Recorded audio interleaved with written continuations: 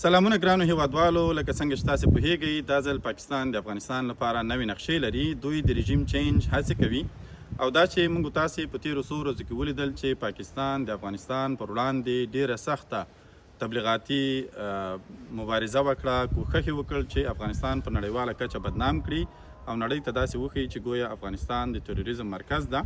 په دې کې د دوی څو هدفونه وو. یو هدف یې دا و چې په پاکستان کې خاموشه کودتا وسوه او ټول واک نظامی ځواک یا مارشال منیر ته ورکړلی سو. په دې سره دوی په یو ډول سره نظامی کودتا وکړه او واک هر څه ټول په پاکستان کې نظامیانو ته وسپارلی سه. یعنی هلته ملکی حکومت اوس دومره واک نه لري، دوی به ټول د نظامی ځواک تابع واوسیږي او خپله مارشال عاصم منیر یې د ټولو دفاعي ځواکونو د مشر په صفت هم وپېژانده. د دې ترڅنګ دوی غواړي چې د طالبانو مخالفینو ته په پاکستان کې ځای ورکړي، هغوی ته ټریننګ سنټرونه جوړ کړي.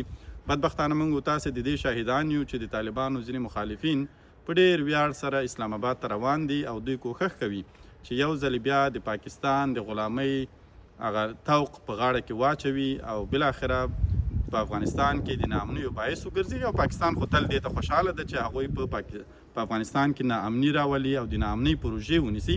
موږ تاسې د دې شاهدان یو. خو دا ځل که څه هم د پاکستان لپاره داسې یو څه نشته. تیر ځلې که دوی د روسانو خبره کوله یا د امریکایانو د نړیوالو خبره کوله چې هغوی راغلي و افغانستان ته او په افغانستان کې ناامني راوستله، دوی د ناامني پروژې تطبیقولې، یعنی یوه بهانه یې درلودله. دا ځل دوی په افغانستان کې د جګړې لپاره هیڅ بهانه نه لري او دوی د روایت له نشتون سره مخ دي چې دا خپله د افغانانو لپاره یوه لویه لاسته راوړنه ده او د پاکستان په خلاف یوه ښه هڅه ده.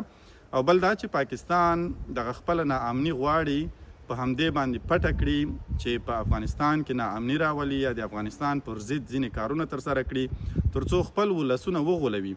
موږ تاسې ولیدل چې تیرو څو ورځو کې چې د تورخم او بولدک دروازې بندې سوي دي. طبیعي خبره ده چې افغان سوداګرو هم تاوانونه کړي دي، خو له کرښې ای خواته سوداګرو هم ډیر زیات تاوانونه کړي دي او هغوی هم له تاوانونو سره مخ دي. فلهذا ټول افغانان باید ډیر هوښیار واوسیږي. د افغانستان اصلي دښمنان باید وپیژنو. هر هغه څوک چې هغوی د اسلام آباد له لارې نه پر افغانستان حملې کوي هغه د وطن دښمنان دي. هغوی ته موږ تاسې د وطن دوستان نسو ویلی.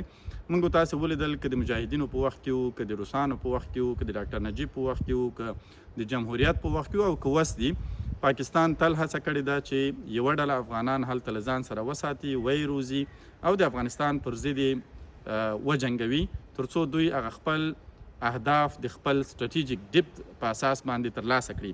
موږ تاسې افغانان باید ټول یو موټی واوسیږو. کله چې څوک پر افغانستان تجاوز کوي نو بیا موږ تاسې ټول یو افغانان یو. په موږ تاسې کې باید ډلې ټپلې ونه اوسیږي او یوازې زموږ لوی مسؤلیت بیا دا دی چې له افغانستان څخه دفاع وکړو. هغه که په ټولنیزو رسنیو کې وي، که په عملي ډول وي، که په تبلیغاتي ډول وي، که په هر ډول تاسې کولی شئ د وطن د دفاع لپاره یو قدم واخلئ، په یو قلم باندې یوه لیکنه وکړئ، په خپل غږ سره یو غږ اوچت کړئ، خو د خپل مور وطن لپاره په ګډه دا مبارزه ترسره کړئ او د هغو کسانو په مقابل کې ودرېږئ چې هغوی د وطن دښمنان دي او د پاکستان غلامان دي. نور د الله تعالی موږ تاسو ته توفیق راکړي چې تل خپل ګران افغانستان باعزته، سرلوړی او ښېرازه وساتو. یوه نړۍ مننه، خوشحاله اوسئ.